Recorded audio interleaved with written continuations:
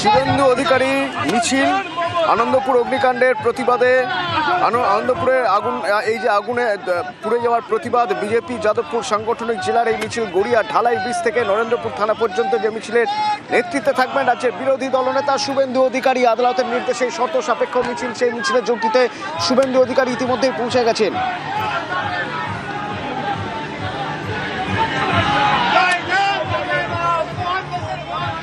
মিছিল হবে নরেন্দ্রপুর থানা পর্যন্ত এবং মিছিল শেষে থানায় ডেপুটেশন জমা দেওয়ার পরিকল্পনা রয়েছে।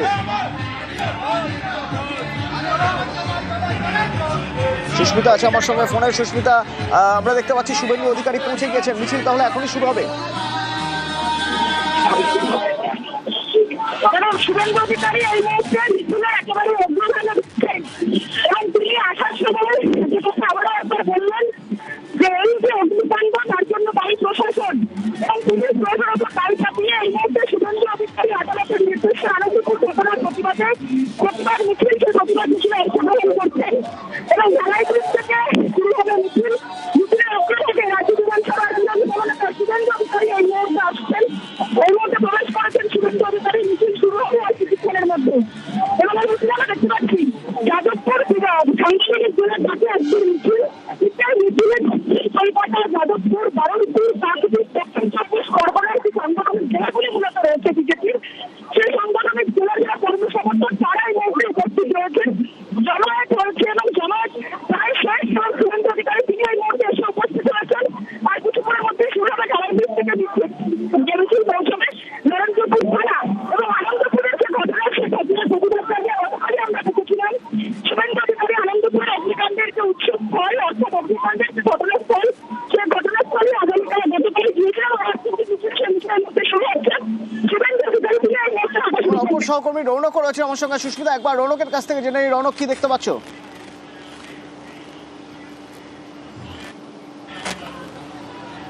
আর কিছুক্ষণের মধ্যেই মিছিল শুরু হবে এবং এই মিছিল ঢালাই ব্রিজ থেকে যাবে নরেন্দ্রপুর থানা। মূলত যে কামালগাছি মোড়, সেখান থেকে নরেন্দ্রপুর থানা তাদের যাবার অনুমতি রয়েছে হাইকোর্টের নির্দেশ অনুযায়ী এবং তাদের ডেপুটেশন দেওয়ার কথা রয়েছে।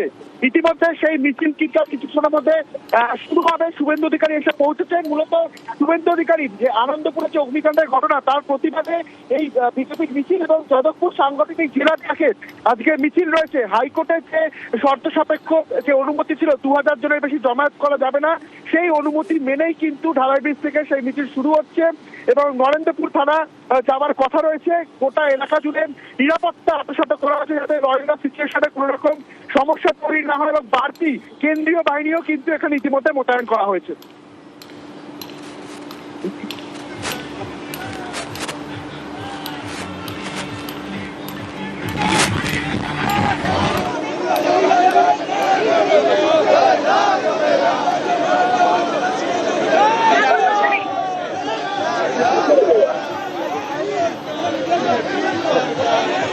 সুস্মিতাও আছে আমার সঙ্গে। সুস্মিতা, ওদিকে আমরা জানতে পারছি কামালগাছি মোড়ে নিরাপত্তা বাড়ানো হয়েছে, পুলিশের নিরাপত্তা বাড়ানো হয়েছে, সেখানে গার্ডরেল দেওয়া হয়েছে, সমস্ত গাড়ি সরিয়ে দেওয়া হয়েছে। মিছিলের কি অবস্থা সুস্মিতা? দেখো, মিছিল এই মুহূর্তে শুরু হয়েছে এবং যে মিছিল ঢালাই ব্রিজ থেকে পৌঁছবে নরেন্দ্রপুর থানা পর্যন্ত। এবং এই মিছিলে আমরা দেখতে পাচ্ছি শুভেন্দু অধিকারী ছাড়াও যারা রাজ্য বিজেপির যারা কর্মী সমর্থক তারাই মিছিলে এসে উপস্থিত হয়েছেন এবং তার পাশাপাশি দক্ষিণ কলকাতা, যাদবপুর এই সমস্ত সাংগঠনিক জেলা সভাপতি তারা উপস্থিত রয়েছেন জেলা কর্মী সমর্থকরাও।